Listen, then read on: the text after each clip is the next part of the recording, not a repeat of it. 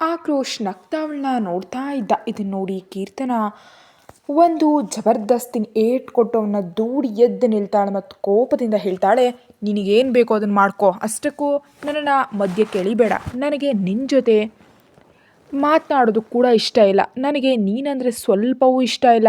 ನನಗೆ ನನ್ನ ಕೆಲಸ ಮಾಡೋದಕ್ಕೆ ಬಿಡು ಮತ್ತು ನೀನು ನಿನ್ನ ಕೆಲಸ ಮಾಡ್ಕೋ. ಪದೇ ಪದೇ ನನ್ನ ಕಾಡೋದಕ್ಕೆ ಯಾಕೆ ಬರ್ತೀಯಾ? ನನ್ನ ಕಾಡೋದಕ್ಕೆ ನೀನೇನಾದರೂ ಗುತ್ತಿಗೆ ತೊಗೊಂಡಿದ್ಯಾ? ನಾನು ತುಟಿಗಳನ್ನ ಗಲೀಜು ಮಾಡಿದೆ, ನನ್ನ ಕೈಗಳನ್ನ ಕೂಡ ಗಲೀಜು ಮಾಡಿದೆ. ಈಗ ನಾನು ಗಂಗಾಜಲದಿಂದ ಪವಿತ್ರ ಆಗಬೇಕನ್ನಿಸ್ತಿದೆ. ನೀನು ನನ್ನ ಪೂರ್ತಿಯಾಗಿ ಅಪವಿತ್ರ ಮಾಡಿಬಿಟ್ಟಿದ್ಯಾ. ನಿನಗೆ ಗೊತ್ತಿಲ್ವಾ ಮದುವೆಗಿಂತ ಮುಂಚೆ ಇದೆಲ್ಲ ಮಾಡೋದು ಪಾಪ ಅಂತ?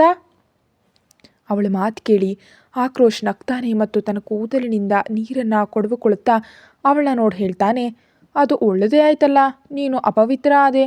ನಾವು ಕೂಡ ಯಾವಾಗಲಿಂದನೂ ಇದನ್ನೇ ಮಾಡೋದಕ್ಕೆ ಬಯಸ್ತಿದ್ವು. ನಿನ್ನನ್ನು ಅಪವಿತ್ರ ಮಾಡೋದೇ ನನ್ನ ಗುರಿಯಾಗಿತ್ತು. ಅವನ ಮಾತು ಕೇಳಿ ಕೀರ್ತನ ಈಗ ಇರಿಟೇಟ್ ಆಗಿ ಹೇಳ್ತಾಳೆ, ಅರೆ ನೀನು ಹಾಳಾಗಿ ಹೋಗು, ಮೊದಲು ನನ್ನನ್ನು ಇಲ್ಲಿಂದ ಹೋಗೋದಕ್ಕೆ ಬಿಡು. ಯಾಕೆ ನನ್ನ ಹಿಂದೆ ಬಿದ್ದಿದೆಯಾ?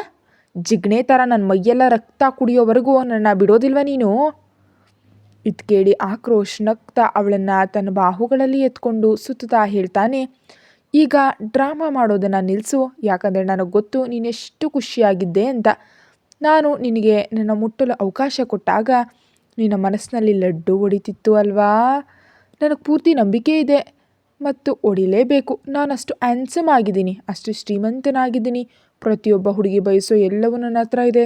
ಅಷ್ಟಕ್ಕೂ ನಿನ್ನ ಹತ್ರ ಅಂತ ವಿಶೇಷ ಏನಿಲ್ಲ. ಆದರೂ ನಾನು ನಿನ್ನನ್ನು ನನಗೆ ಒಪ್ಕೊಳ್ಳಲು ತಯಾರಿದ್ದೀನಿ. ನೀನು ನನ್ನ ಗರ್ಲ್ ಫ್ರೆಂಡ್ ಆಗು. ಇದನ್ನು ಕೇಳಿ ಅವಳು ಕೋಪದಿಂದ ಅವನನ್ನು ತಳ್ಳಿ ಅಲ್ಲಿಂದ ಓಡಿ ಹೋಗ್ತಾಳೆ.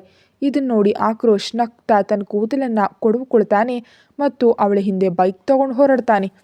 ಈಗ ಪರಿಸ್ಥಿತಿ ಹೇಗಿತ್ತು ಅಂದರೆ, ಕೀರ್ತನ ಮುಂದೆ ತನ್ನ ಬ್ಯಾಗ್ ಹಿಡಿದು ಹೋಗ್ತಾ ಇದ್ಲು ಮತ್ತು ಆಕ್ರೋಶ್ ಮೆಲ್ಲನೆ ಬೈಕ್ ಚಲಾಯಿಸ್ತಾ ಅವಳ ಹಿಂದೆ ಒಬ್ಬ ಹುಚ್ಚು ಪ್ರೇಮಿಯಂತೆ ಹೋಗ್ತಾ ಇದ್ದ. ಇದನ್ನು ನೋಡಿ ಕೀರ್ತನ ಕೋಪದಿಂದ ಹೇಳ್ತಾಳೆ, ಅರೆ ಯಾಕೆ ನಿನ್ನ ಹಿಂದೆ ಬರ್ತಿದ್ಯಾ? ಎಲ್ಲರೂ ತಪ್ಪು ತಿಳ್ಕೊಳ್ತಾರೆ. ಇಲ್ಲಿ ನನಗಿರೋ ಗೌರವ ನಿನ್ನಿಂದ ಹಾಳಾಗಿ ಹೋಗುತ್ತೆ. ನನಗೆ ಹುಡುಗರ ಮೇಲೆ ಆಸಕ್ತಿ ಇಲ್ಲ, ಇದೆಲ್ಲ ನನಗಿಷ್ಟ ಇಲ್ಲ ಅಂತ ಎಲ್ಲರೂ ಅಂದ್ಕೊಂಡಿದ್ದಾರೆ. ನನ್ನ ರೆಪ್ಯುಟೇಷನ್ ನಿನ್ನಿಂದ ಹಾಳಾಗುತ್ತೆ. ನೀನು ಇಲ್ಲಿಂದ ಹೋಗು. ನನ್ನ ಮಾನ ಯಾಕೆ ಕಳೀತಿದ್ಯಾ? ಇಲ್ಲಿ ಎಲ್ಲರೂ ನನಗೆ ಹೆದರ್ತಾರೆ. ಈಗ ಯಾರೂ ನನಗೆ ಹೆದರೋದಿಲ್ಲ. ಇದನ್ನು ಕೇಳಿ ಆಕ್ರೋಶ್ ಇದರ ಲಾಭ ಪಡೀತಾ ಹೇಳ್ತಾನೆ, ಸರಿ ನಾನು ಈಗಲೇ ಹೋಗ್ತೀನಿ, ಆದರೆ ಅದಕ್ಕಾಗಿ ನೀನು ನನ್ನ ಒಂದು ಮಾತು ಕೇಳಬೇಕು. ಅದೇನೆಂದರೆ, ಹೀಗೆ ಹೇಳ್ತಾ ಅವನು ಅವಳ ಹತ್ರ ಬರ್ತಾನೆ ಮತ್ತು ಬೈಕ್ನಿಂದ ಇಳಿಯದೆಯೇ ತನ್ನ ಒಂದು ಕೈಯಿಂದ ಅವಳನ್ನ ಎಳೆದು ತನ್ನ ಹತ್ರ ಮಾಡ್ಕೊಳ್ತಾನೆ ಮತ್ತು ಅವಳ ಕಿವಿ ಹತ್ರ ಪಿಸುಕೊಡ್ತಾ ಹೇಳ್ತಾನೆ, ನಾನು ನಿನಗೆ ಹೋಗೋದಕ್ಕೆ ಬಿಡೋದು ಬರೀ ಒಂದು ದೀರ್ಘವಾದ ಫ್ಯಾಷನೇಟ್ ಕಿಸ್ ಕೊಟ್ಟ ನಂತರವೇ. ಇದನ್ನು ಕೇಳಿ ಅವಳು ಕೋಪದಿಂದ ಅವನನ್ನು ನೋಡಿ ಹೇಳ್ತಾಳೆ, ನೀನು ಲಾಭ ಪಡೆಯೋದನ್ನು ಬಿಡೋದಿಲ್ಲ ಅಲ್ವಾ? ಈಗಲೂ ನನ್ನ ಲಾಭ ಬಯಸ್ತಿದ್ಯಾ? ಆಗಲೇ ಕಿಸ್ ಮಾಡಿದೆ ಅಲ್ವಾ? ಮತ್ತು ಈಗ ಮತ್ತೆ ನೀನು ಕಿಸ್ ಬೇಕಾ? ನಾನಿನ್ನು ನಿನ್ನ ಗರ್ಲ್ ಫ್ರೆಂಡ್ ಅಂದ್ಕೊಂಡಿದ್ಯಾ ನನ್ನ ಮೇಲೆ ಹೀಗೆ ಹಕ್ಕು ಚಲಾಯಿಸೋದಕ್ಕೆ? ನಾನು ನಿನ್ನ ಗರ್ಲ್ ಫ್ರೆಂಡ್ ಅಲ್ಲ. ನನ್ನ ಮೇಲೆ ನಿನಗೆ ಆಧಿಪತ್ಯ ಮಾಡೋದನ್ನು ನಿಲ್ಲಿಸು. ಅವಳ ಮಾತು ಕೇಳಿ ಅವನು ವಿಚಿತ್ರವಾಗಿ ನಗ್ತು ಹೇಳ್ತಾನೆ, ಹೌದು ನೀನು ನನ್ನ ಗರ್ಲ್ ಫ್ರೆಂಡ್. ನಿನಗೆ ಇಷ್ಟ ಇರಲಿ ಬಿಡಲಿ, ಯಾಕಂದರೆ ನಾನು ಹಾಗೆ ಅಂದ್ಕೊಂಡಿದ್ದೀನಿ. ಮತ್ತು ಈಗ ನನಗೆ ಯಾವುದೇ ಬೆಲೆ ತತ್ತಾದರೂ ಒಂದು ಲಾಂಗ್ ಕಿಸ್ ಬೇಕು. ಆಮೇಲೆ ನಾನು ನಿನಗೆ ಹೋಗೋದಕ್ಕೆ ಬಿಡೋದು. ಇಲ್ದಿದ್ರೆ ನಾನು ನಿನ್ನ ಹೋಗೋದಕ್ಕೆ ಬಿಡೋದಿಲ್ಲ, ಮತ್ತೆ ಎತ್ಕೊಂಡು ಹೋಗ್ತೀನಿ. ಆಗ ನೀನು ಪೂರ್ತಿಯಾಗಿ ನನ್ನವಳಾಗ್ತೀಯ. ಆಗೇನು ಮಾಡ್ತೀಯ? ನಿನ್ನನ್ನು ಎತ್ಕೊಂಡು ಹೋಗಿ ನಾನು ಏನು ಬೇಕಾದರೂ ಮಾಡಬಲ್ಲೆ. ಹಾಗಾದರೆ ಅದು ಒಳ್ಳೆಯದಾ ಅಥವಾ ಇದು ಒಳ್ಳೆಯದಾ? ನಾನು ಕೇಳಿದ್ದು ಬರೀ ಒಂದು ಕಿಸ್ ಅಷ್ಟೇ ತಾನೇ? ಇದನ್ನು ಕೇಳಿ ಅವಳು ಒಂದು ದೀರ್ಘ ಉಸಿರು ತೆಗೆದುಕೊಂಡು ಹೇಳ್ತಾಳೆ, ಸರಿ ಆಯಿತು, ಕಿಸ್ ಮಾಡು ಮತ್ತು ಬೇಗ ಮಾಡು, ನನಗೆ ತಡ ಆಗ್ತಿದೆ. ತುಂಬ ಹೊತ್ತಾಯಿತು. ಎಲ್ಲರೂ ಕೇಳ್ತಾರೆ ಇಷ್ಟು ತಡವಾಗಿ ಎಲ್ಲಿಗೆ ಹೋಗಿದ್ದೆ ಅಂತ. ಮುಂದಿನ ಕ್ಷಣ ಆಕ್ರೋಶ್ ಸೈತಾನ್ನಂತೆ ನಗ್ತಾ ಅವಳ ಮುಂದೆ ತನ್ನ ಫೋನ್ ಹಿಡಿತಾನೆ ಮತ್ತು ಅವಳು ಕಿಸ್ ಮಾಡು ಅಂತ ಹೇಳಿದ್ದನ್ನು ವಿಡಿಯೋ ಮಾಡಿ ಅವಳಿಗೆ ತೋರಿಸ್ತಾನೆ. ಆಕ್ರೋಶ್ ನಗ್ತಾ ಹೇಳ್ತಾನೆ, ಇದು ಸ್ಕೂಲ್ನಲ್ಲಿ ನೀನು ನನಗೆ ಮಾಡಿದ್ದಕ್ಕೆ ಸೇಡು. ನಂಗೆ ತುಂಬ ನೋವಾಗಿತ್ತು. ನಾನು ನಿನಗೆ ಈಗ ಏನೂ ಮಾಡೋದಿಲ್ಲ. ಹೇಗಿದ್ರು ನೀನು ನಮಗೊಂದು ಮಾಡಿದ್ರೆ ನಾವು ನಿನಗೆ 100 ಮಾಡ್ತೀನಿ ಮತ್ತು ನಿಲ್ಲಿಸೋದಿಲ್ಲ. ಯಾಕಂದರೆ ನಾನು ಇಟ್ಟಿಗೆ ಕಲ್ಲಿನಿಂದಲೇ ಉತ್ತರ ಕೊಡ್ತೀನಿ ಮತ್ತು ಅದು ಸಾಯೋವರೆಗೂ ಕೊಡ್ತೀನಿ. ಒಂದು ವೇಳೆ ನಾನು ಈ ವಿಡಿಯೋವನ್ನು ನಿನ್ನ ಅಕ್ಕನಿಗೆ ಕಳಿಸಿದ್ರೆ ಅಥವಾ ಪೂರ್ತಿ ಪ್ರಪಂಚಕ್ಕೆ ವೈರಲ್ ಮಾಡಿದ್ರೆ ಏನಾಗಬಹುದು? ಆಗ ನೀನು ತುಂಬ ಫೇಮಸ್ ಆಗಿಬಿಡ್ತೀಯಾ? ಇದನ್ನು ಕೇಳಿ ಕೀರ್ತನ ವಿಚಿತ್ರವಾಗಿ ನಗ್ತಾಳೆ ಮತ್ತು ಅವನ ಮುಂದೆ ತನ್ನ ಫೋನ್ ಹಿಡಿದು ಹೇಳ್ತಾಳೆ, ಮತ್ತು ಒಂದು ವೇಳೆ ನಾನು ಇದೆಲ್ಲದರ ಬಗ್ಗೆ ಎಲ್ರಿಗೂ ಹೇಳಿದ್ರೆ ಏನಾಗ್ಬೋದು? ನೀನು ಮೊದಲು ನನಗೆ ಹೀಗೆ ಮಾಡೋದಕ್ಕೆ ಹೇಳಿದ್ದೆ, ಮತ್ತು ನೀನು ಈ ವಿಡಿಯೋ ಮಾಡಿದ ಮೇಲೆ ನನ್ನನ್ನು ಬ್ಲ್ಯಾಕ್ ಮೇಲ್ ಮಾಡ್ತಿದ್ಯಾ ಅಂತ ಹೇಳಿದ್ರೆ ಏನಾಗ್ಬೋದು? ನೋಡು ಚಾಲಾಕಿ ನಾವು ಕೂಡ ಇದ್ದೀವಿ. ನನ್ನನ್ನು ದಡ್ಡ ಹುಡುಗಿ ಅಂದ್ಕೊಳ್ಬೇಡ. ನಾನಿವತ್ತು ಬೆಂಕಿ ಆಗಿದ್ದೀನಿ, ನನ್ನಿಂದ ದೂರ ಇರು, ಇಲ್ದಿದ್ರೆ ಸುಟ್ಟು ಹೋಗ್ತೀಯ. ಇದನ್ನು ಕೇಳಿ ಆಕ್ರೋಶ್ ಕೋಪದಿಂದ ಅವಳ ಕೂದಲು ಹಿಡಿದು ಅವಳ ಮುಖವನ್ನು ತನ್ನ ಮುಖದ ಹತ್ರ ತಂದು ಹೇಳ್ತಾನೆ, ನಾವು ಕೂಡ ಬಿರುಗಾಳಿ ಇದ್ದಂತೆ ಎಲ್ಲವನ್ನ ನಾಶ ಮಾಡಿಬಿಡ್ತೀವಿ, ಮತ್ತು ನಿನ್ನ ಈ ಬೆಂಕಿ ಬಿರುಗಾಳಿಯಲ್ಲಿ ಇಲ್ಲವಾಗುತ್ತೆ. ಯಾಕಂದರೆ ಬೆಂಕಿ ಬಿರುಗಾಳಿಯಲ್ಲಿ ಉರಿಯೋದಿಲ್ಲ, ಬಿರುಗಾಳಿ ಬೆಂಕಿಯನ್ನು ಆರಿಸ್ಬಲ್ಲದು. ಈ ಸಣ್ಣ ಕೆಲಸ ಮಾಡಿ ನೀನು ನನ್ನನ್ನು ಚಾಲಾಕಿ ಅಂತ ಸಾಬೀತು ಮಾಡೋದಕ್ಕೆ ನೋಡ್ತಿದ್ಯಾ, ಆದರೆ ನಾವು ಯಾವಾಗಲೂ ಹಾಗಾಗೋದಕ್ಕೆ ಬಿಡೋದಿಲ್ಲ. ಹೀಗೆ ಹೇಳ್ತಾ ಅವಳ ಕೂದಲು ಹಿಡಿದು ಮುಖ ಹತ್ರ ತಂದು ಅವಳ ತುಟಿಗಳನ್ನ ಚುಂಬಿಸೋದಕ್ಕೆ ಶುರು ಮಾಡ್ತಾನೆ. ತುಂಬ ಹೊತ್ತು ಚುಂಬಿಸಿದ ನಂತರ ಅವಳ ಎದೆ ಮೇಲೆ ಒತ್ತಡ ಹಾಕ್ತಾ ಅವಳನ್ನ ಅಪ್ಕೊಳ್ತಾನೆ, ಮತ್ತು ಆಮೇಲೆ ಅವಳನ್ನ ದೂರ ಎಸೆದು ಬೈಕ್ ಸ್ಟಾರ್ಟ್ ಮಾಡಿ ಅಲ್ಲಿಂದ ಹೊರಡ್ತಾನೆ. ಇದನ್ನು ನೋಡಿ ಕೀರ್ತನಾಳಿಗೆ ತುಂಬ ಕೋಪ ಬರುತ್ತೆ, ಆದರೆ ಅವಳು ಏನೂ ಹೇಳದೆ ಎದ್ದು ಅಲ್ಲಿಂದ ಹೊರಡ್ತಾಳೆ. ಇನ್ನೊಂದು ಕಡೆ ರಚಿತಾ ಕಿಟಕಿ ಹತ್ತಿರ ಕೂತು ಹಕ್ಕಿಯನ್ನು ಆರಿಸ್ತಿದ್ಲು. ಆಗಲೇ ಅವಳ ಫೋನು ಬಡ್ಕೊಂತು. ಅವಳು ಫೋನ್ ಎತ್ತಾಳೆ, ಅದು ರೀವಾಳ ಫೋನ್ ಆಗಿತ್ತು. ರೀವಾ ನಗ್ತಾ ಹೇಳ್ತಾಳೆ, ಅರೆ ರಚಿತಾ, ರೆಡಿ ಆಗಿರೋ, ನಾನು ಮತ್ತು ನನ್ನ ಅಣ್ಣ ನಿನ್ನ ಕರ್ಕೊಂಡು ಹೋಗೋದಕ್ಕೆ ಬರ್ತಿದ್ದೀವಿ. ಅದು ನನ್ನ ಬರ್ಡೇ ಪಾರ್ಟಿ ಅಲ್ವಾ, ಮತ್ತು ನಂಗೆ ತುಂಬ ಖುಷಿಯಾಗಿದೆ, ಯಾಕಂದರೆ ಎಲ್ಲರಿಗಿಂತ ಮೊದಲು ನೀನೇ ನನಗೆ ವಿಶ್ ಮಾಡಿದೀಯಾ. ಇದನ್ನು ಕೇಳಿ ರಚಿತಾ ಸ್ವಲ್ಪ ಹೆದರ್ತಾ ಹೇಳ್ತಾಳೆ, ನೋಡು, ನಾನು ಬರೋದಕ್ಕೆ ಸಾಧ್ಯ ಇಲ್ಲ, ನನ್ನ ಆರೋಗ್ಯ ಸರಿ ಇಲ್ಲ. ಒಂದು ವೇಳೆ ನಿನಗೆ ಹೋಗಲೇಬೇಕು ಅಂತಿದ್ರೆ ನಿನ್ನ ಅಣ್ಣನ ಜೊತೆ ಹೋಗು, ನನ್ನನ್ನು ಯಾಕೆ ಮಧ್ಯೆ ಕೇಳಿತಿದ್ಯಾ? ನಿನಗೆ ಗೊತ್ತಿದೆ ಅಲ್ವಾ ನಾನು ಎಲ್ಲಿಯೂ ಹೋಗೋದಿಲ್ಲ ಅಂತ. ಮತ್ತು ಈಗಂತೂ ನಾನು ಖಂಡಿತ ಬರೋದಕ್ಕಾಗಲ್ಲ. ಈಗ ನಾನು ಮದುವೆ ಆಗಿದ್ದೀನಿ, ನನ್ನ ಗಂಡನಿಗೆ ಇದೆಲ್ಲ ಇಷ್ಟ ಇಲ್ಲ, ಅವರು ಕೋಪ ಮಾಡ್ಕೊಳ್ತಾರೆ. ಹೀಗೇಳಿ ಅವಳು ಬೇಗನೆ ಫೋನ್ ಕಟ್ ಮಾಡಿ ಸ್ವಿಚ್ ಆಫ್ ಮಾಡ್ತಾಳೆ, ಮತ್ತು ನೆಮ್ಮದಿಯ ಉಸಿರು ಬಿಡ್ತಾಳೆ. ಇನ್ನೊಂದು ಕಡೆ ಸಾಹಿಲ್ ಕೋಪದಿಂದ ರೀವಾಳನ್ನು ನೋಡಿ ಹೇಳ್ತಾನೆ, ಅವಳು ಬರೋದಿಲ್ಲ, ನನಗೆ ಅವಳ ಜೊತೆ ಇವತ್ತಿನ ದಿನ ಕಳಿಬೇಕು ಅಂತ ಇತ್ತು, ಆದರೆ ಅವಳು ಹೀಗೆ ಮಾಡಿದ್ಲು. ನಾನು ಖಂಡಿತ ಅವಳನ್ನ ಬಿಡೋದಿಲ್ಲ. ಈಗ ನನಗೆ ಅವಳು ಬೇಕೇ ಬೇಕು, ನಾನಿನ್ನು ಸಹಿಸೋದಕ್ಕೆ ಆಗಲ್ಲ. ನಾನು ಅವಳನ್ನು ಮದುವೆಯಾಗಲು ಬಯಸಿದ್ದೆ, ಆದರೆ ಅವಳು ಇನ್ನೊಬ್ಬನನ್ನು ಮದುವೆ ಆದಳು. ಅವಳ ಪ್ರತಿಯೊಂದು ವಸ್ತುವಿನ ಮೇಲೆ ಬರೀ ನನ್ನ ಹಕ್ಕಿದೆ. ಇದನ್ನು ಕೇಳಿ ರೀವಾ ಸ್ವಲ್ಪ ಕೋಪದಿಂದ ಹೇಳ್ತಾಳೆ, ಅಣ್ಣ ಸಾಕು ಮಾಡು, ಅವಳು ಬರ್ತಿದ್ರೆ ನಾನೇನು ಮಾಡಲಿ? ಅವಳು ಮದುವೆ ಆಗಿದ್ದಾಳೆ ಅಂತ ನನಗೆ ಗೊತ್ತಿರಲಿಲ್ಲ, ಮತ್ತು ನೀನು ಶಾಕ್ ಆಗ್ತೀಯಾ? ಅವಳು ಮದುವೆ ಆಗಿರೋದು ನಮ್ಮ ಅಣ್ಣನನ್ನು, ಅವಳು ನಮ್ಮ ಅತ್ತಿಗೆ. ಒಂದು ವೇಳೆ ಅಣ್ಣನಿಗೆ ವಿಷಯ ಗೊತ್ತಾದರೆ ಅವ್ರು ನಿನ್ನ ಬಿಡೋದಿಲ್ಲ. ಹೇಗಿದ್ರು ಅಣ್ಣ ನನ್ನ ಒಂದು ವಾರದವರೆಗೆ ಕೂಡು ಹಾಕಿದ್ರು, ಮತ್ತು ನಿನ್ನನ್ನು ಹೊರ ಕಳಿಸಿದ್ರು. ಅಷ್ಟೇ ಅಲ್ಲ, ಅವ್ರು ನಿನಗೆ ಎಷ್ಟು ಟಾರ್ಚರ್ ಕೊಟ್ಟಿದ್ರು, ಯಾಕಂದರೆ ನೀನು ಅವರ ಹೆಂಡತಿಯನ್ನು ಅಪ್ಕೊಂಡಿದ್ದೆ ಅಂತ. ನಾವು ಅಣ್ಣ ತಂಗಿ ಇರ್ಬೋದು, ಆದರೆ ಅವ್ರು ನಿನ್ನ ಇನ್ನು ಮುಂದೆ ಪ್ರೀತಿಸೋದು ಅನುಮಾನ. ಅವ್ರಿಗೆ ಯಾರು ಅಂದರೂ ಕೇರಿಲ್ಲ. ಒಂದು ವೇಳೆ ಅಪ್ಪ ಮತ್ತು ಅಜ್ಜನಿಗೆ ವಿಷಯ ಗೊತ್ತಾದರೆ ಅವ್ರು ಇನ್ನೂ ಹೆಚ್ಚು ಕೋಪ ಮಾಡ್ಕೋತಾರೆ. ನೀನು ನಿನ್ನ ಅತ್ತಿಗೆ ಜೊತೆ ಇದೆಲ್ಲ ಮಾಡೋದಕ್ಕೆ ಬಯಸ್ತಿದ್ಯಾ ಅಂತ. ನೋಡು, ಈಗ ನಾವು ಮನೆಗೆ ಹೋಗೋಣ, ಅಣ್ಣ 2 ದಿನದ ನಂತರ ಬರ್ತಾರೆ. ಇದನ್ನು ಕೇಳಿ ಸಾಹಿಲ್ ಕೋಪದಿಂದ ಹೇಳ್ತಾನೆ, ಆದರೆ ನಾನು ಅವಳನ್ನ ಮದುವೆ ಆಗೋದಕ್ಕೆ ಬಯಸಿದ್ದೆ. ನನ್ನ ಫೀಲಿಂಗ್ಸ್ಗೆ ಬೆಲೆ ಇಲ್ವಾ? ಇವರು ನನ್ನ ಅಮ್ಮ ಅಪ್ಪ ಅಲ್ಲ, ಯಾವಾಗ ನೋಡಿದ್ರೂ ಬರೀ ಅವನದ್ದೇ ಹೋಲಿಕೆ ನಡೀತಿರುತ್ತೆ. ನಾವು ಮೂವರು ಏನೋ ನದಿಯಲ್ಲಿ ಕೊಚ್ಚಿ ಬಂದಿದ್ದೀವಾ? ಅವನಿಗೆ ಸಿಕ್ಕಷ್ಟು ಪ್ರೀತಿ ನಿನಗೆ, ನನಗೆ ಮತ್ತು ಆಕ್ರೋಶ್ಗೆ ಸಿಕ್ಕಿಲ್ಲ. ನಾವು ಬರೀ ದೀಪದ ಥರ ಇರಬೇಕಿತ್ತು. ಈಗ ನಮಗೆ ಸ್ವಲ್ಪ ಸ್ವಾತಂತ್ರ್ಯ ಸಿಕ್ಕಿದೆ, ಮತ್ತು ಈಗಲೂ ಎಲ್ಲ ನಿರ್ಧಾರ ಅವನೇ ತಗೊಳ್ತಾನೆ. ಇದನ್ನು ಕೇಳಿ ರೀವಾ ಸ್ವಲ್ಪ ಕೋಪದಿಂದ ಹೇಳ್ತಾಳೆ, ಸಾಹಿಲ್, ಅವ್ರು ನಮಗಿಂತ ದೊಡ್ಡವರು, ಅವ್ರ ನಿರ್ಧಾರ ತೆಗೆದುಕೊಳ್ಬಹುದು, ನಾವು ಅವರಿಗಿಂತ ತುಂಬ ಚಿಕ್ಕವರು. ಇದನ್ನು ಕೇಳಿ ಅವನು ಕೋಪದಿಂದ ಹೇಳ್ತಾನೆ, ಹಾಗಾದರೆ ಏನಾಯಿತು? ಹೇಗಿದ್ರು ರಚಿತಾ ಕೂಡ ತುಂಬ ಚಿಕ್ಕವಳು, ಅವಳಿಗೆ ಅಷ್ಟು ದೊಡ್ಡ ಮನುಷ್ಯನನ್ನು ಮದುವೆ ಆಗೋ ಅಗತ್ಯ ಏನಿತ್ತು? ನಂಗೆ ತುಂಬ ಕೋಪ ಬರ್ತಿದೆ, ಮತ್ತು ತಪ್ಪು ನಮ್ಮ ಅಮ್ಮ ಅಪ್ಪನದ್ದು. ಅವರ ಕಾರಣದಿಂದ ನಾನು ರಚಿತಾ ಅವನವಳಾದ್ಲು. ಅವರು ಮಾತಾಡ್ತಿರುವಾಗಲೇ ಸಾಹಿಲ್ ಫೋನ್ ಸೌಂಡ್ ಆಗುತ್ತೆ. ಸಾಹಿಲ್ ನಂಬರ್ ನೋಡಿ ಗಾಬರಿ ಆಗ್ತಾನೆ, ಮತ್ತು ಬೇಗನೆ ಫೋನ್ ಎತ್ತುತ್ತಾನೆ. ಆ ಕಡೆಯಿಂದ ಒಬ್ಬ ತಣ್ಣನೆಯ ಧ್ವನಿಯಲ್ಲಿ ಹೇಳ್ತಾನೆ, ಅವಳನ್ನ ಮರೆತುಬಿಡು, ಅವಳು ನನ್ನವಳು. ಒಂದು ವೇಳೆ ನೀನು ಮುಂದಿನ ಬಾರಿ ಅವಳನ್ನ ಡಿಸ್ಟರ್ಬ್ ಮಾಡಿದ್ರೆ ನನ್ನ ಹತ್ರ ಯಾರೂ ಉಳಿಯೋದಿಲ್ಲ. ನೆನಪಿದೆಯಾ ನಾನು ನಿನಗೇನು ಮಾಡಿದ್ದೆ ಅಂತ? ಮತ್ತು ನಿನ್ನ ಮಾತುಗಳನ್ನ ಸ್ವಲ್ಪ ಸರಿ ಮಾಡ್ಕೋ. ನಾನು ಹೇಗೆ ಮಾತಾಡ್ತೀನಿ ಎಂಬ ಕಲೆ ಕೂಡ ನೀನು ಮರೆತಿದೆಯಾ, ಮತ್ತು ರೀವಾಳನ್ನು ಕೂಡ ನಿನ್ನ ಹಾಗೆ ಮಾಡಿದೀಯಾ. ಇದನ್ನು ಕೇಳಿ ಸಾಹಿಲ್ ಮುಷ್ಟಿ ಬಿಗಿಡ್ದು ಹೇಳ್ತಾನೆ, ಅಣ್ಣ ಅಂಥದ್ದೇನಿಲ್ಲ, ಆದರೆ ನನಗೆ ಬೇಕಾಗಿದ್ದು ನನಗೆ ಯಾವಾಗಲೂ ಸಿಗೋದಿಲ್ವೇ? ನಾನು ಯಾವಾಗಲೂ ನಿಮ್ಮ ಮಾತನ್ನೇ ಕೇಳಬೇಕಾ?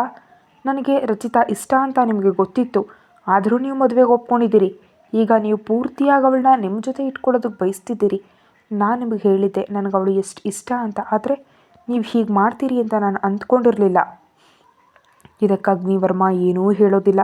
ಅವನು ಸುಮ್ಮನಿರ್ತಾನೆ ಮತ್ತು ಫೋನ್ ಕಟ್ ಮಾಡ್ತಾನೆ. ಯಾಕಂದರೆ ಅವನು ಎಷ್ಟು ಅಗತ್ಯವೋ ಅಷ್ಟು ಮಾತ್ರ ಮಾತಾಡ್ತಿದ್ದ. ಅದಕ್ಕಿಂತ ಹೆಚ್ಚು ಮಾತಾಡೋದು ಅವನಿಗೆ ಟೈಮ್ ವೇಸ್ಟ್ ಅಂತ ಅನ್ನಿಸ್ತಿತ್ತು. ಇಲ್ಲಿ ಫೋನ್ ಕಟ್ಟಾಗಿರೋದನ್ನು ನೋಡಿ ಸಾಹಿಲ್ ಕೋಪದಿಂದ ಫೋನ್ ಒಡೆದು ಹಾಕ್ತಾನೆ. ಇನ್ನೊಂದು ಕಡೆ ರಚಿತಾ ಕಿಚನ್ನಲ್ಲಿ ಅಡುಗೆ ಮಾಡ್ತಾಯಿದ್ಲು. ಆಗಲೇ ಅವಳ ಫೋನ್ ಮತ್ತೆ ಸೌಂಡ್ ಆಯಿತು. ಅವಳು ಸ್ವಿಚ್ ಆಫ್ ಮಾಡಿದರೂ ಫೋನ್ ಹೇಗೆ ಸೌಂಡ್ ಆಗ್ತಿದೆ ಅಂತ ಅವಳು ಬೆರಗಾಗ್ತಾಳೆ. ಅವಳು ಹಿಂದೆ ತಿರುಗಿ ನೋಡ್ತಾಳೆ. ಅದು ಅವಳ ಫೋನ್ ಆಗಿರಲಿಲ್ಲ, ಅದು ಅವಳ ಅಪ್ಪನ ಫೋನ್ ಆಗಿತ್ತು.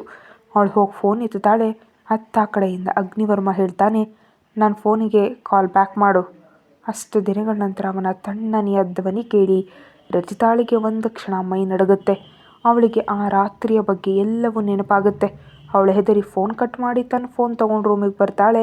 ಆಮೇಲೆ ಎದುರತ್ಲೆ ಅಗ್ನಿವರ್ಮನಿಗೆ ಕಾಲ್ ಬ್ಯಾಕ್ ಮಾಡ್ತಾಳೆ.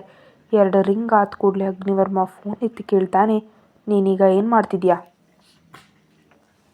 ಇದನ್ನು ಕೇಳಿ ರಚಿತಾ ಗಾಬರಿಯಿಂದ ಮೋಡ ಕವಿದ ಆಕಾಶವನ್ನು ನೋಡ್ತಾ ಹೇಳ್ತಾಳೆ, ನಾವು ಈಗ ರೂಮ್ನಲ್ಲಿದ್ದೀನಿ ಮತ್ತು ಸುಮ್ಮನೆ ಓಡಾಡ್ತಿದ್ದೀನಿ. ಇದನ್ನು ಕೇಳಿ ಅಗ್ನಿವರ್ಮ ತನ್ನ ಗಂಭೀರ ಧ್ವನಿಯಲ್ಲಿ ಹೇಳ್ತಾನೆ, ನೀನು ಉಂಗುರ ಹಾಕ್ಕೊಂಡಿಲ್ವಲ್ಲ, ನಾನು ನಿನಗೆ ಕೊಟ್ಟಿದ್ದು ಉಂಗುರ ಎಲ್ಲಿ? ಇದನ್ನು ಕೇಳಿ ರಚಿತಾ ತನ್ನ ಉಗುರು ನೋಡ್ತಾಳೆ. ಅದರಲ್ಲಿ ಉಂಗುರ ಇರಲಿಲ್ಲ. ಅವಳು ಸುಳ್ಳೇ ಹೇಳ್ತಾಳೆ, ಇಲ್ಲ ನಾನು ಹಾಕ್ಕೊಂಡಿದ್ದೀನಿ. ಈಗ ಹೇಳ್ತಾ ಅವಳು ಆಕಾಶವನ್ನು ನೋಡ್ತಾಳೆ. ತಕ್ಷಣವೇ ಕರೆಂಟ್ ಹೋಗುತ್ತೆ ಮತ್ತು ಕತ್ತಲೆಯಾಗುತ್ತೆ. ಅವಳು ಹಿಂದೆ ತಿರುಗ್ತಾಳೆ. ಆಗ ಮಿಂಚು ಮಿಂಚುತ್ತೆ ಮತ್ತು ಅವಳಿಗೆ ಒಂದು ನೆರಳು ಕಾಣಿಸುತ್ತೆ. ಅವಳು ಹೆದರಿ ಕಿರ್ಚ್ತಾ ಕೆಳಗೆ ಬೀಳೋದಕ್ಕೆ ಹೋದಾಗ ಯಾರೋ ಅವಳ ಸೊಂಟ ಹಿಡಿದು ತಡೀತಾರೆ. ಅವಳು ಹೆದರುತ್ತಾ ಮುಂದೆ ನೋಡ್ತಾಳೆ ಮತ್ತು ಮಿಂಚು ಮಿಂಚಿದಾಗ ಅಗ್ನಿವರ್ಮನ ಮುಖ ಕಾಣಿಸುತ್ತೆ. ಅಗ್ನಿವರ್ಮ ಇನ್ನೊಂದು ಕೈಯಲ್ಲಿ ಫೋನ್ ಹಿಡಿದಿದ್ದ. ಮುಂದಿನ ಕ್ಷಣ ಇನ್ನೂ ಜೋರಾಗಿ ಮಿಂಚುತ್ತೆ. ರಚಿತಾ ಹೆದರಿ ಅವನ್ನ ತಳ್ಳಿ ತನ್ನ ಎದೆ ಮೇಲೆ ಕೈ ಇಟ್ಟು ದೀರ್ಘವಾಗಿ ಉಸಿರಾಡ್ತಾಳೆ. ಇದನ್ನು ನೋಡಿ ಅಗ್ನಿವರ್ಮ ಅವಳ ಹತ್ರ ಬರ್ತಾನೆ. ಅವಳ ಕೈ ಹಿಡಿದು ಚೆನ್ನಾಗಿ ನೋಡಿ ರಚಿತಾಳ ಕಣ್ಣಲ್ಲಿ ಕಣ್ಣಿಟ್ಟು ಕೇಳ್ತಾನೆ, ಉಂಗುರ ಎಲ್ಲಿದೆ? ನೀನು ಉಂಗುರ ಹಾಕ್ಕೊಂಡಿಲ್ಲ? ಇದನ್ನು ಕೇಳಿ ರಚಿತಾ ಗಾಬರಿಯಿಂದ ಹೇಳ್ತಾಳೆ, ಅದು ನಾನು ಮರೆತು ಹೋಗಿದ್ದೆ, ನಾನು ಹಾಕ್ಕೊಳ್ಳೋಳೆ ಇದ್ದೆ. ತಕ್ಷಣವೇ ಅಗ್ನಿವರ್ಮ ಅವಳ ಕೆನ್ನೆಗೆ ಒಂದು ಜೋರಾದ ಪೆಟ್ಟು ಕೊಡ್ತಾನೆ ಮತ್ತು ಹೇಳ್ತಾನೆ, ಹಾಗಾದರೆ ನೀನು ನನ್ನ ಹತ್ರ ಯಾಕೆ ಸುಳ್ಳು ಹೇಳಿದೆ? ನನ್ನ ಹತ್ರ ಸುಳ್ಳು ಹೇಳೋ ಧೈರ್ಯ ನಿನಗೆ ಹೇಗೆ ಬಂತು? ಇದನ್ನು ಕೇಳಿ ರಚಿತಾ ಕೆನ್ನೆ ಮೇಲೆ ಕೈ ಇಟ್ಟು ಅಳ್ತಾ ಹೇಳ್ತಾಳೆ, ಸಾರಿ, ತಪ್ಪಾಗಿ ಸುಳ್ಳು ಹೇಳಿದೆ, ನನ್ನ ಕ್ಷಮಿಸ್ಬಿಡು. ಇದನ್ನು ಕೇಳಿ ಅಗ್ನಿವರ್ಮ ಮತ್ತೆ ಅವಳ ಇನ್ನೊಂದು ಕೆನ್ನೆಗೆ ಹೊಡಿತಾನೆ. ಇದರಿಂದ ರಚಿತಾಳಿಗೆ ತುಂಬ ನೋವಾಗುತ್ತೆ. ಒಂದು ಕ್ಷಣ ಅವಳ ತಲೆ ಸುತ್ತಿದಂತಾಗಿ ಪ್ರಜ್ಞೆ ತಪ್ಪುವಂತಾಗುತ್ತೆ. ಅಗ್ನಿವರ್ಮ ಅವಳ ಪ್ರತಿಯೊಂದು ಚಲನೆಯನ್ನು ನೋಡ್ತಿರ್ತಾನೆ. ತುಂಬ ಹೊತ್ತು ಅವಳನ್ನ ಹಾಗೆ ನೋಡಿ ಅವಳ ಹತ್ರ ಬರ್ತಾನೆ. ರಚಿತಾ ಅಳುತ್ತಾ ಅವನಿಂದ ದೂರ ಹೋಗೋದಕ್ಕೆ ನೋಡ್ತಾಳೆ. ಇದನ್ನು ನೋಡಿ ಅಗ್ನಿವರ್ಮ ಅವಳನ್ನ ಎಳೆದು ಹತ್ತಿರ ಮಾಡ್ಕೊಳ್ತಾನೆ ಮತ್ತು ಅಪ್ಕೊಂಡು ಅವಳ ತನೆಯನ್ನು ತನ್ನ ಎದೆಯ ಹತ್ರ ಇಟ್ಕೊಳ್ತಾನೆ.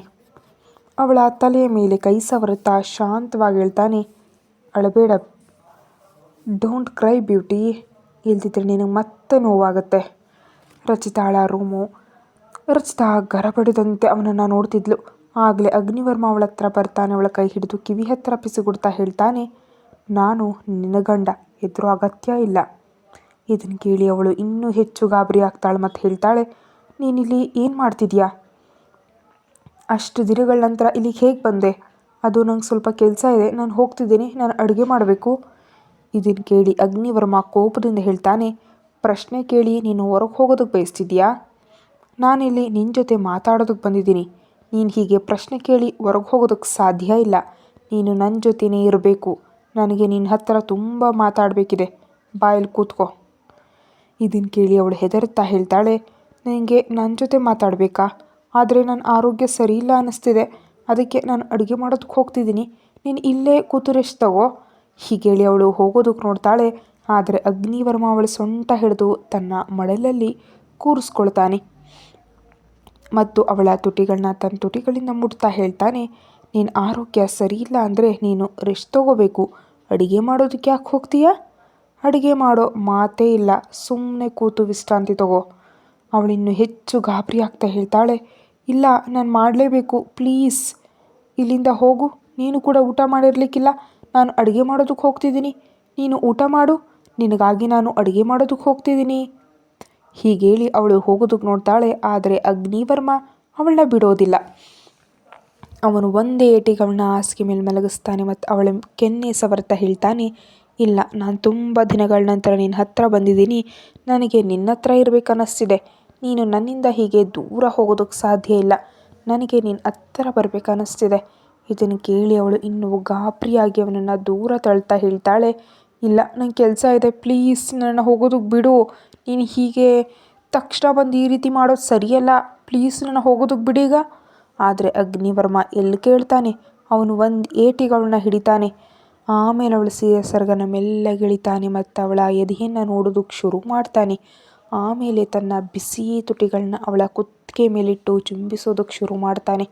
ಅವಳ ಎರಡೂ ಕೈಗಳನ್ನು ಗಟ್ಟಿಯಾಗಿ ಹಿಡ್ಕೊಳ್ತಾನೆ, ಅವಳು ಒದ್ದಾಡಬಾರ್ದು ಅಂತ. ಅದರ ನಂತರ ಅಗ್ನಿವರ್ಮ ತನ್ನ ಇನ್ನೊಂದು ಕೈಯಿಂದ ಶರ್ಟ್ ಬಟನ್ ಬಿಚ್ಚೋದಕ್ಕೆ ಶುರು ಮಾಡ್ತಾನೆ. ಅವನನ್ನು ನೋಡಿದ್ರೆ ಅವನು ನಿಲ್ಲೋ ಹಾಗೆ ಕಾಣ್ತಿರ್ಲಿಲ್ಲ. ರುಚಿತಾಳಿಗೆ ಇವತ್ತು ಇವನು ಬಿಡೋದಿಲ್ಲ ಅಂತ ಅರ್ಥ ಆಗುತ್ತೆ. ಅವಳು ಒಂದು ದೀರ್ಘ ಉಸಿರು ತಗೊಂಡು ಕಣ್ಣು ಮುಚ್ಕೊಳ್ತಾಳೆ. ಇದು ನೋಡಿ ಅಗ್ನಿವರ್ಮ ಅವಳ ತುಟಿಗಳನ್ನು ಚುಂಬಿಸಲು ಶುರು ಮಾಡ್ತಾನೆ. ತುಂಬ ಹೊತ್ತು ಚುಂಬಿಸಿದ ನಂತರ ದೀರ್ಘ ಉಸಿರು ಬಿಡ್ತಾ ಹೇಳ್ತಾನೆ, ನನ್ನ ಜೊತೆ ಸಹಕರಿಸು, ಕೋಪ್ರೇಟ್ ವಿತ್ ಮೀ. ಅವನು ಹಾಗೆ ಹೇಳುವಷ್ಟರಲ್ಲೇ ಕೆಳಗೆ ಏನೋ ಒಡೆಯುವ ಶಬ್ದ ಕೇಳಿಸುತ್ತೆ. ಅದರಿಂದ ರಚಿತಾ ತುಂಬ ಗಾಬರಿಯಾಗಿ ಓಡ್ತಾ ಕೆಳಗೆ ಹೋಗ್ತಾಳೆ.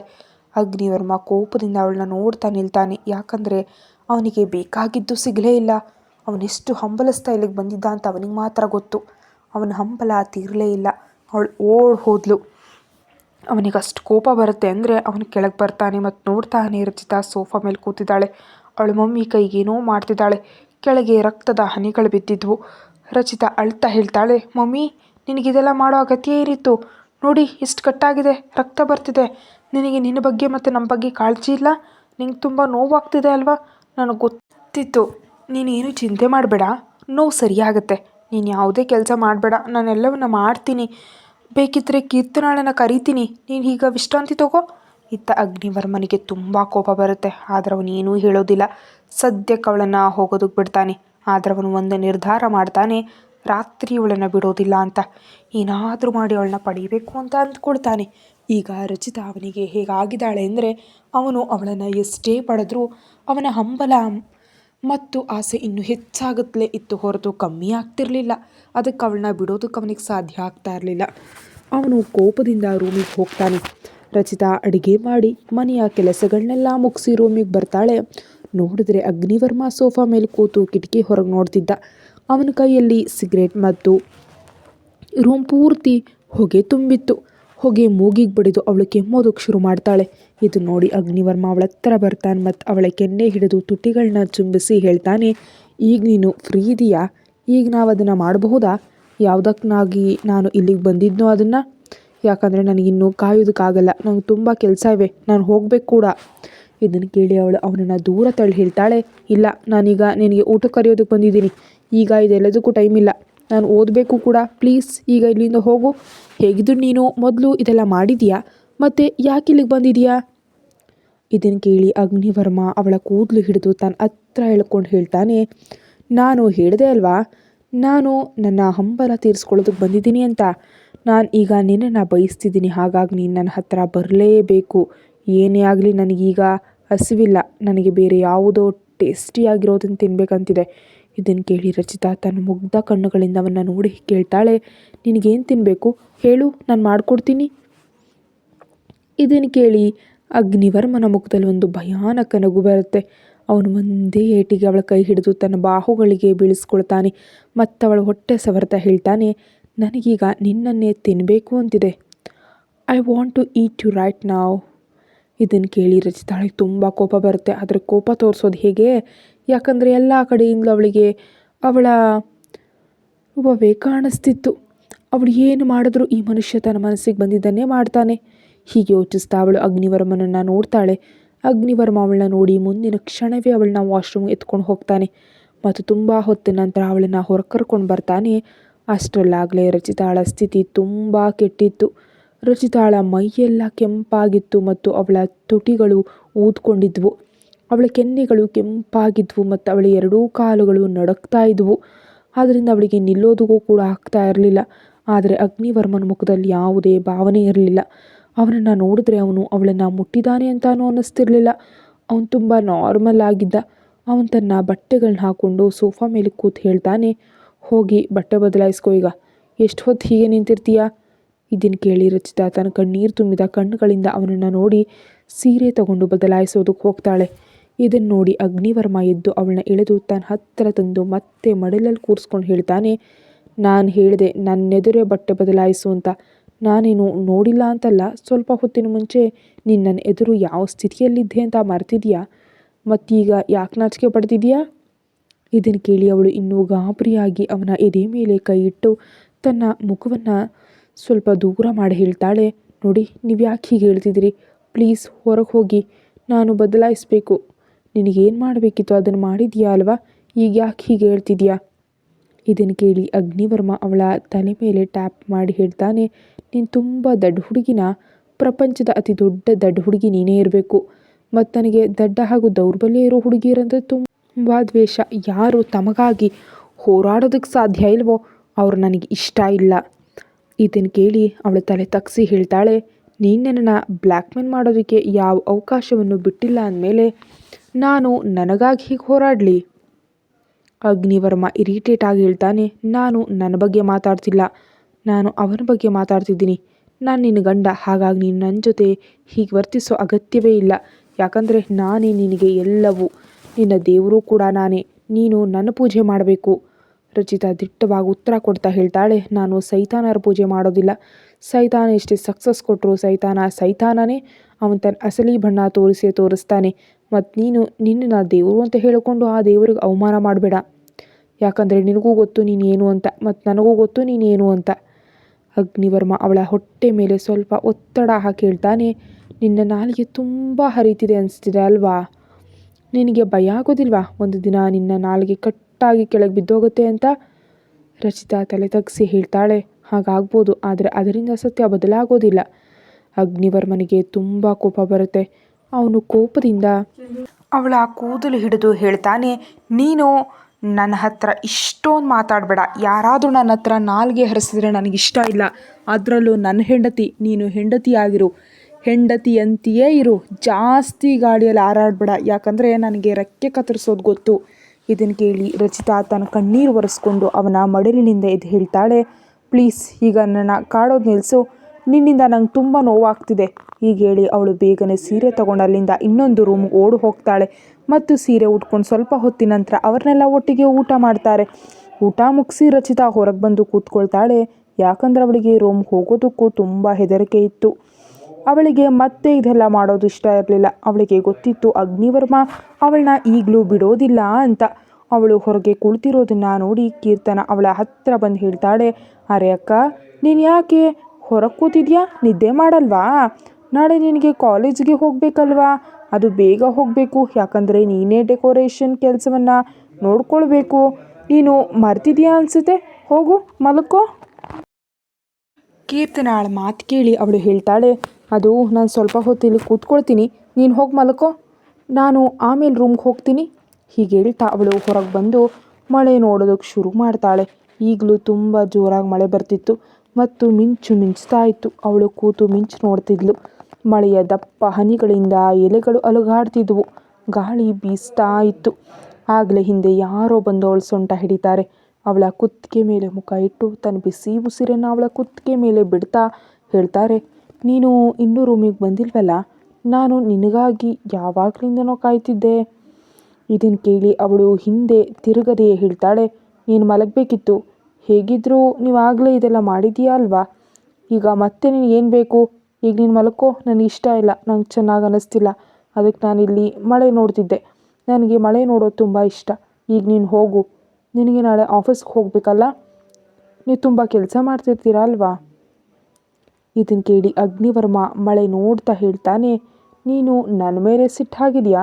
ನಾನು ಆಗ ನಿನ್ನ ಜೊತೆ ಬಲವಂತವಾಗಿದೆಲ್ಲ ಮಾಡಿದೆ ಅಂತಾನಾ? ಇದನ್ನು ಕೇಳಿ ರಚಿತಾ ಮುಂದೆ ನೋಡುತ್ತಲೇ ಹೇಳ್ತಾಳೆ, ನಾನು ಯಾವ ಹಕ್ಕಿನಿಂದ ನಿನ್ನ ಮೇಲೆ ಸಿಟ್ಟಾಗಲಿ?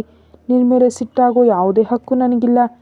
ನೀನು ನಿನ್ನ ಮನಸ್ಸಿಗೆ ಬಂದುದನ್ನು ಮಾಡು, ನಾನು ತಡೆಯೋದಿಲ್ಲ. ಮತ್ತು ನಾನು ಹೇಗೆ ತಡೀಲಿ?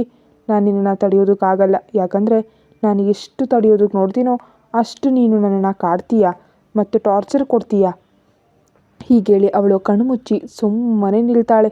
ಇದನ್ನು ನೋಡಿ ಅಗ್ನಿವರ್ಮ ಅವಳನ್ನ ತನ್ನ ಬಾಹುಗಳಲ್ಲೆತ್ಕೊಂಡು ರೂಮಿಗೆ ಬರ್ತಾನೆ. ಮೆಲ್ಲನೆ ಹಾಸಿಗೆ ಮೇಲೆ ಮಲಗಿಸ್ತಾನೆ.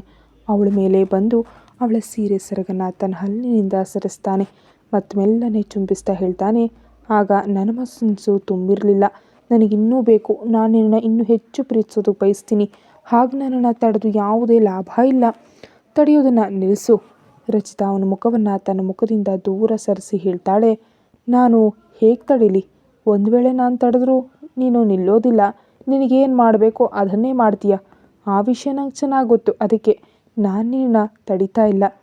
ಇದನ್ನು ಕೇಳಿ ಅಗ್ನಿವರ್ಮ ವಿಚಿತ್ರವಾಗಿ ನಗ್ತಾನೆ ಮತ್ತು ಮತ್ತೆ ತನ್ನ ಕೆಲಸ ಶುರು ಮಾಡ್ತಾನೆ ಮತ್ತು ಅವಳಿಗೆ ನೋವು ಕೊಡೋದಕ್ಕೆ ಶುರು ಮಾಡ್ತಾನೆ.